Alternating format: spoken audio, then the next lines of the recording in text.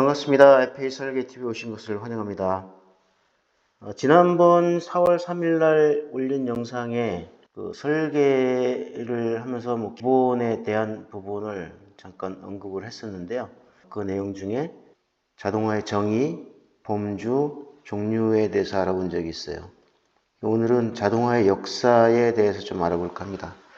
자동화의 역사가 어떻게 흘러온 것인가 꼭 알아야 되는 건 아니겠죠? 그렇지만 그래도 자동화를 전문으로 하고 있는 설계사 입장에서 보면은 그래도 이 정도는 간단하게라도 알고 지나가는 게 어떨까. 그 중에서도 특히 3차 산업혁명, 그 다음에 4차 산업혁명 쪽에는 좀 더 자세하게 좀 알아볼 필요가 있을 것 같아요. 자동화 역사를 전체적으로 보면은 4단계의 변곡점들이 있었다고 생각합니다. 고대와 중세, 그 다음에 1차 산업혁명, 2차 산업혁명, 그 다음에 3차 산업혁명 시기, 1940년대부터 1990년대, 그 다음에 4차 산업혁명, 2000년대 이후부터 현재까지를 이제 나누고 있는데, 이렇게 이제 4단계로 자동화의 역사가 바뀌어가는 그런 사이사이에 어떤 주요한 변곡점들이 있었는지 그 부분은 좀 알고 가야 될 필요가 있어요. 그래서 지금부터 자동화의 역사에 대해서 하나씩 좀 알아보겠습니다.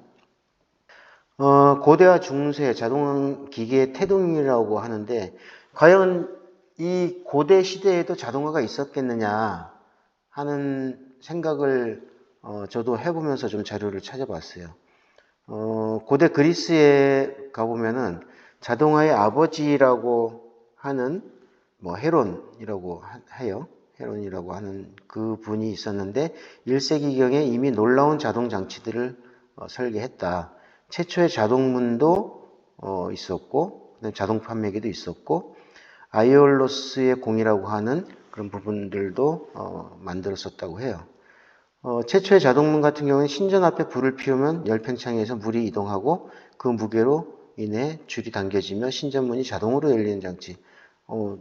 요즘에도 요 비슷한 것들이 있죠. 가끔 시골집에 가면은 문에 위에 도르래 같은 롤라를 달아놓고, 그리고 그 옆에다가 물주머니나 아니면 물병을 달아가지고 문을 열고 놓으면은 그 무게에 의해 가지고 문이 닫히는 그런 아주 간단하지만 자동문의 형태겠죠.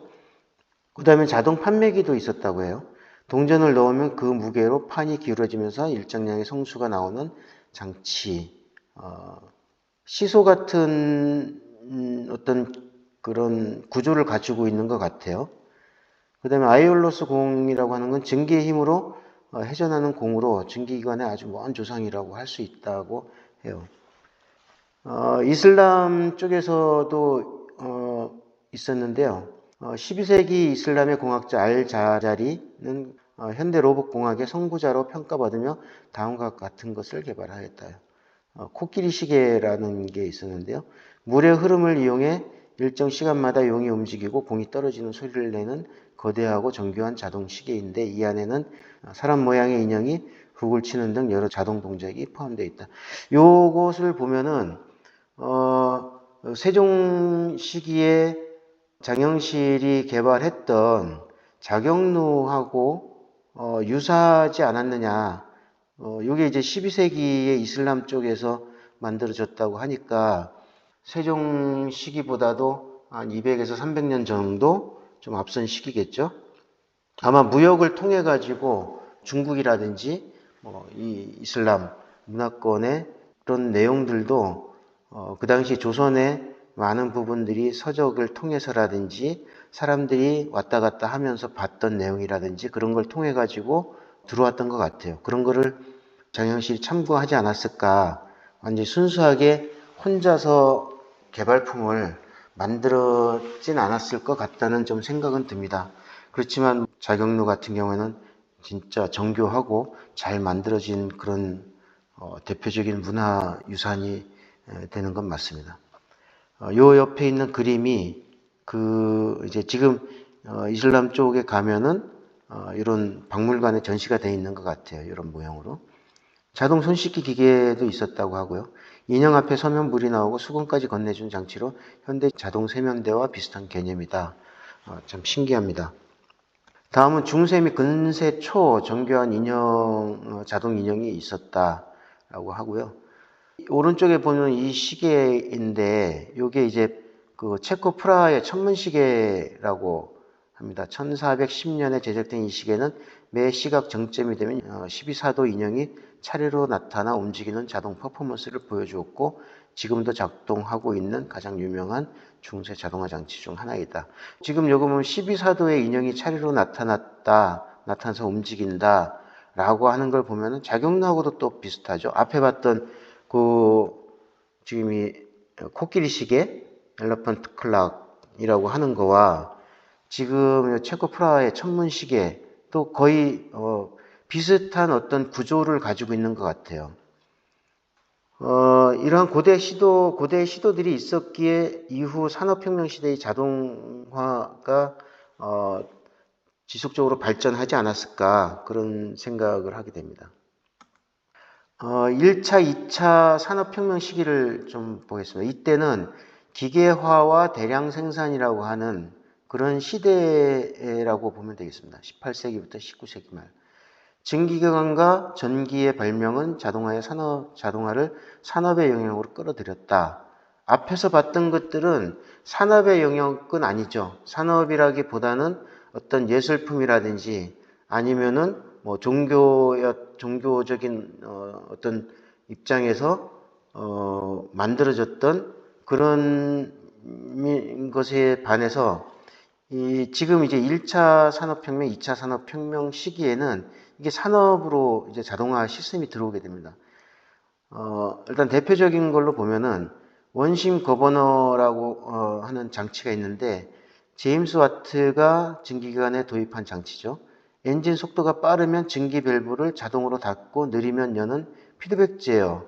기구적인 구조로 만들어진 부분이긴 하지만 자동으로 엔진의 속도를 조절할 수 있게 돼 있는 뭐 빠르거나 느리거나 할 때 그 속도를 일정 속도로 맞춰줄 수 있게 하는 그런 장치죠. 원심 거버너 장치라고 하는 게.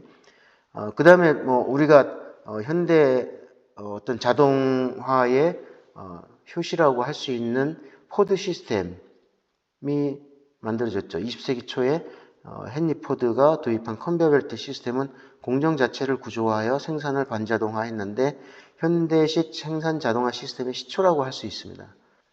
자, 요 포드 시스템 같은 경우는 요 뒤에 다시 한번 알아보겠는데요. 이 포드 컨베이어 벨트 시스템은 현대 생산 자동화의 직계 조상이라고 불러도 과언이 아니다. 1913년 헨리 포드가 하이랜드 파크 공장에 도입한 이 시스템은 단순히 기계를 쓰는 수준을 넘어서 일하는 방식의 패러다임을 완전히 바꾼 그런 게 됩니다. 그래서 현대의 어떤 지금 공장의 어떤 구조, 생산 방식을 지금 이 포드 컨베이어 벨트 시스템이 시초 효시라고 할 수 있습니다. 포드 컨베이어 벨트 시스템을 잠깐 어느 정도 혁신적이었는지를 좀 한번 보겠습니다. 실제 조립 시간으로 보면은 도입 전에는 12시간 8분 정도가 걸렸던 거를 도입 후에는 1시간 33분, 각 8배가 단축이 된 거예요. 그 다음에 이 당시에 이 시스템을 도입해가지고 자동차를 생산을 했는데 판매 가격이 어느 정도 됐느냐. 판매 가격이 도입 전에는 약 825달러, 근데 도입 후에는 약 300에서 360달러니까 거의 절반 이하로 떨어지게 됩니다. 그 다음에 이제 생산량은 어느 정도 됐느냐. 물론 앞에서 이제 조립 시간하고 가격을 보면은 당연히 생산량이 어마어마하게 이제 늘어났겠죠. 도입 전에는 수십 대 정도 수준이었어요. 하루에. 사람이 일일이 다 만드는 어떤 그런 구조였는데, 물론 도입 후에도 사람이 만드는 건 맞아요. 사람이 조립을 하는 거는 맞는데, 이 컨베이어 벨트 시스템이라고 하는 이제 분업화도 시키고 그 기능을 전문화도 시켜가지고 한 생산 방식이죠. 그렇게 하니까 하루에 1000대 이상이 만들어졌습니다. 그럼 수십 대에서 1000대면은 최소한 10배 아니면 뭐 20, 30배는 충분히 됐을 것 같아요. 그러니까 당연히 이렇게 가격이 떨어지고 조립시간이 단축이 되고 하는 부분은 당연한 결과겠죠. 엄청납니다. 다음에는 이제 3차 산업혁명 시기. 이 3차 산업혁명 시기에는 전자기술이 등장합니다. 전자기술과 PLC라는 것이 등장을 해요. 1940년에서 1990년까지를 이 시기라고 하는데, 컴퓨터와 반도체 기술이 나오면서 자동화는 비약적인 발전을 이루게 되는데, 자동화라는 용어도 1946년 포드 자동차에서 처음 사용이 되었다고 해요. 오토메이션이라는 단어가 언제 처음 만들어졌을까, 사용이 되기 시작했을까? 그게 1946년에 포드 자동차에서 처음 사용하게 되었다. 왜 포드 자동차의 컨베이어 벨트 시스템이 현대 생산 자동화의 시초라고 할 수 있는가? 크게 세 가지 부분으로 나눠볼 수가 있습니다. 첫 번째, 흐름 중심의 설계라는 것은 작업이 멈추지 않고 연속적으로 이어지는 연속 흐름 생산의 개념을 이때 확립을 한 거죠. 두 번째, 데이터 기반의 최적화는 포드는 초시계로 작업 시간을 측정했다고 해요. 그래서 가장 효율적인 속도가 어느 속도냐, 예를 들어서 소화를 하는데 시간이 얼마나 걸리느냐라고 하는 거를 작업 시간을 측정을 하고 그걸 기반으로 해가지고 각 공정을 배치를 했다. LOB가 이제 이 개념에서 나온 거가 되겠죠. 라인 오브 밸런스, 택타임을 각 공정마다 분석을 해서 그 공정들을 재배치하고 예를 들어서 합치기도 하고 분리도 하고 하는 부분들. 그래서 워크플로우 분석의 원시적인 형태가 이때부터 만들어지게 된 겁니다. 인간 소외 문제와 기계화, 작업이 너무 단순 반복적이라 노동자들이 지루해하자 포드는 임금을 2배로 올리며 대체했다. 이는 나중에 사람이 하기 싫은 일은 기계가 해야 한다는 자동화의 명분으로 이어지게 되었다. 이런 부분들이 지금 우리 현대에 와서 생산 자동화, 공장 안에서 나오는 내용들이죠. 다음으로 넘어가 보겠습니다.